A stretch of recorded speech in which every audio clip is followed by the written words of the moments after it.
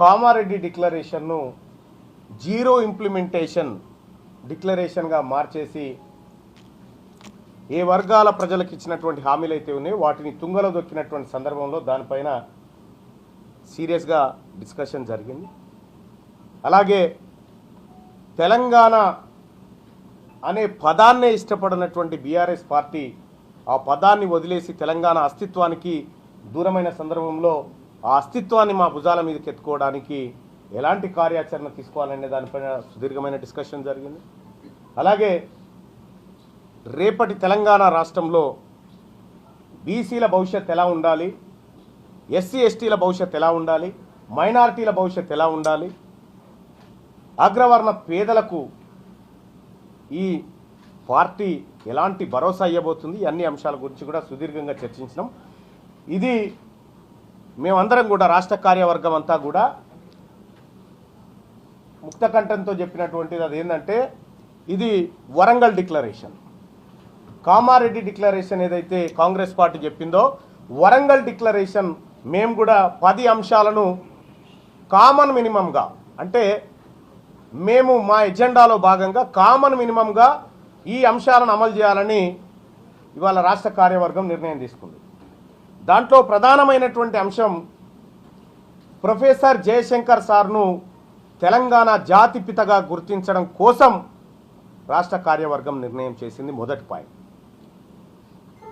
గతంలో ఆయన జీవితమంతా ఈ తెలంగాణ కోసం పోరాడి ఈ తెలంగాణ కోసమే బ్రతికి ఈ తెలంగాణ కోసమే అమరుడైనటువంటి జయశంకర్ సార్కు తెలంగాణ రాజ్యాధికార పార్టీ అత్యంత గౌరవంగా ఈ పార్టీ శిరస్సున పెట్టుకుంటూ ఈ తెలంగాణ రాష్ట్రానికి జాతిపితగా ప్రొఫెసర్ జయశంకర్ సార్ ఉండాలని ఇప్పుడున్న ప్రభుత్వాలను డిమాండ్ చేస్తూ వాళ్ళు అమలు చేయకపోతే రేపు తెలంగాణ రాజ్యాధికార పార్టీ మొట్టమొదటి అధికారంలోకి వచ్చిన తర్వాత మొట్టమొదటిగా అమలు చేసేటువంటి అంశం ప్రొఫెసర్ జయశంకర్ను జాతిపితగా తెలంగాణ జాతిపితగా గుర్తించడం.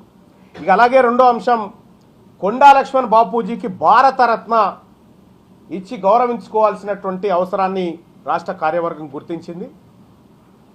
ఆ దిశగా మా వంతు పోరాటం కానీ ఈ ప్రభుత్వాలు విఫలమైనప్పుడు మా ప్రభుత్వాలు దాన్ని ఇంప్లిమెంట్ చేయడం కోసం ముందుకు పోతాం. అలాగే మొట్టమొదటిసారిగా చాలామంది ప్రజలకు మా వర్గాల నుంచి మా బీసీల నుంచి ఒక రాజకీయ పార్టీ ఆవిర్భవించింది, ఆ పార్టీ మా వర్గాలకు ఎలాంటి మంచి చేయబోతుందనేటువంటి ఆలోచనతో ప్రజలంతా ఉన్నారు. ఈ సందర్భంగా మొట్టమొదటిసారిగా వరంగల్ డిక్లరేషన్ సందర్భంగా చెప్తా ఉన్నాం. 10 పాయింట్లో 3వ పాయింట్ బీసీలకు ప్రతి ఏడాది 1,00,000 కోట్ల బడ్జెట్ పెట్టాలనేది మా డిమాండు. వీళ్ళు పెట్టకపోతే మేము కామన్ మినిమం ప్రోగ్రాంలో పెట్టుకున్నాం. మేము రేపు పొద్దున అధికారంలోకి వచ్చిన తర్వాత ప్రతి ఏడాది బీసీలకు 1,00,000 కోట్ల రూపాయల బడ్జెట్ పెట్టేటువంటి అంశాన్ని మొదటి అసెంబ్లీ సమావేశం నుంచే చూపిస్తాం. అలాగే ప్రతి బీసీ కుటుంబానికి 2 లక్షల ఎకరాలు. ఇప్పుడు బీసీ బడ్జెట్ విషయానికి వస్తే కామారెడ్డి డిక్లరేషన్లో కాంగ్రెస్ పార్టీ ప్రతి ఏడాది బీసీలకు 20,000 కోట్ల రూపాయల బడ్జెట్ ఇస్తామని చెప్పి మొదటి ఏడాది 9,200 కోట్లు ఇస్తే అందులో కేవలం 2,200 కోట్లు మాత్రమే ఖర్చు పెట్టి మిగతాదంతా దారి మళ్లించింది. ఆ తర్వాత రెండో బడ్జెట్లోనైనా కాంగ్రెస్ పార్టీ ఇంప్లిమెంట్ చేస్తుందేమో హామీనంటే కేవలం 11,000 కోట్ల రూపాయలు పెట్టి దాని ఖర్చు అంతంత మాత్రంగానే ఉంది. ఇలా బీసీలను హామీల పేరుతో మురిపించి అమలు పేరుతో ఏడిపించినటువంటి కామారెడ్డి డిక్లరేషన్ అలాగే కాంగ్రెస్ పార్టీ చేసినటువంటి మోసాన్ని పూడుస్తూ ఈ బీసీ వర్గాలకు తెలంగాణ రాష్ట్రంలో మెజారిటీ ప్రజలుగా ఉన్నటువంటి బీసీలకు ప్రతి ఏడాది 1,00,000 కోట్ల రూపాయలను బడ్జెట్లో కేటాయించే విధంగా మేమందరం తీర్మానం చేయడం జరిగింది. అలాగే తెలంగాణ రాష్ట్రంలో భూమి లేనటువంటి బీసీ కుటుంబాలు చాలా ఉన్నాయి. మా లెక్కల ప్రకారం 18 లక్షల పైచిలుకు కుటుంబాలకు భూమి లేదనేది మాకు తేలినటువంటి అంశం. కాబట్టి ఆ ప్రతి కుటుంబానికి 2 ఎకరాల చొప్పున భూ పంపిణీ చేయడానికి మేము మా పార్టీ తరఫున నిర్ణయించుకోవడం జరిగింది. అలాగే మా పార్టీ కేవలం బీసీల సంక్షేమమే కాదు, మా పార్టీ ఆవిర్భావం రోజే క్లియర్గా చెప్పడం జరిగింది, ఎవరెంతో వారికంతా, ఎవరు ఎంతో వారికంతా, మేము ఒకరిది లాక్కోవడానికి రావట్లేదు, మీది మీరు తీసుకుంటే మాది మేము తీసుకోవడానికే వచ్చినాం తప్ప మేము ఎవరికి శత్రువులు కాదనేటువంటి ముచ్చట చెప్పడం జరిగింది. అందులో భాగంగా తెలంగాణ రాజ్యాధికార పార్టీలో ఓసీలకు కూడా సముచిత స్థానం కల్పించినాం మా శివవీర్ రెడ్డి గారు, అలాగే ఎస్సీ ఎస్టీలకు కూడా సముచిత న్యాయం కల్పించినాం, స్థానాలు కల్పించినాం. ఇక అలాగే ఇప్పుడు మొట్టమొదటిసారిగా Congress party, BJP party, BRS పార్టీలు తమ మేనిఫెస్టోలో ఎక్కడ కూడా అగ్రవర్ణ పేదల గురించి ఆలోచించిన పాపాన పోలేదు. మొట్టమొదటిసారిగా కామారెడ్డి డిక్లరేషన్లో తెలంగాణ రాజ్యాధికార పార్టీ ఈ వరంగల్ డిక్లరేషన్ సందర్భంగా చెప్తున్నటువంటి 6వ పాయింట్, ఇల్లు లేని అగ్రవర్ణ పేదలకు ఇల్లు కట్టించి తాళం చేయి వాళ్ళ చేతిలో పెట్టడానికి మేమంతా నిర్ణయం తీసుకోవడం జరిగింది. అగ్రవర్ణ పేదల్ని ఆ విధంగా ఆదుకుంటాం.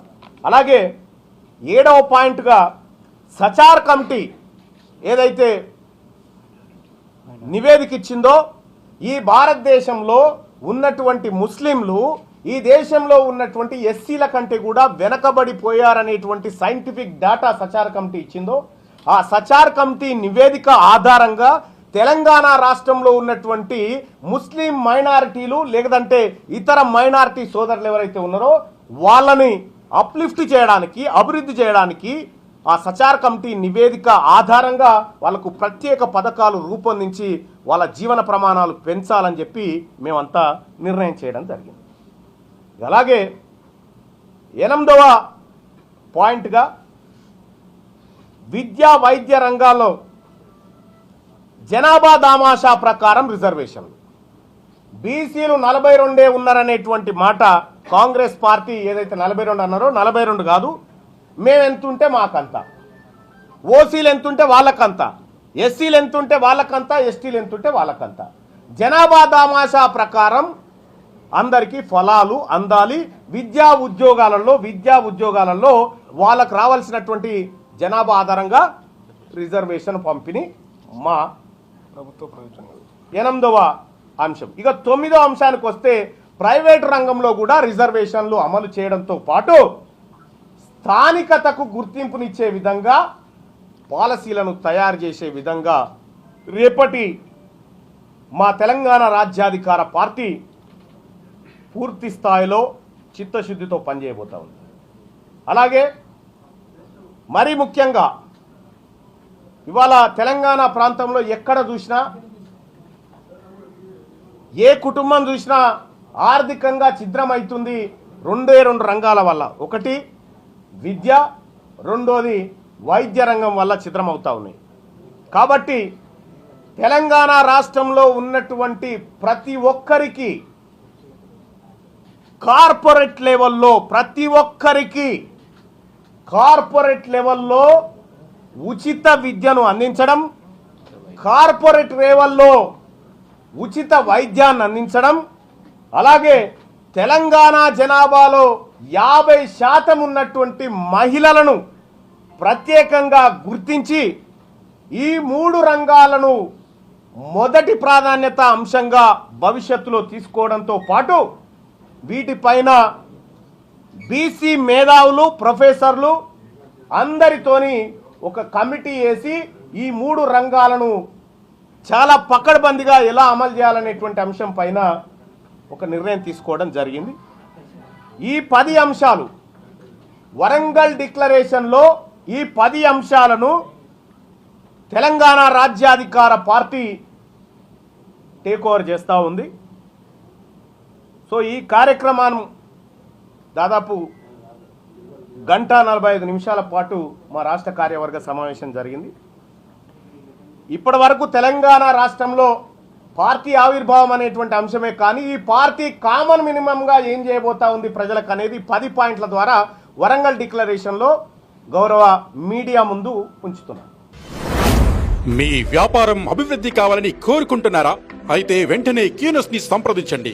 Schools, colleges, banks, shops, office promotions, land promotions, political promotions, restaurant promotions, hospital promotions, పుట్టినరోజు వేడుకలు, శుభకార్యాలు, వ్యాపారాలు ఏవైనా, సందర్భం ఏదైనా ఇప్పుడే క్యూనస్ ద్వారా తెలియజేయండి. మీ వ్యాపారాన్ని అభివృద్ధి చేసుకోండి.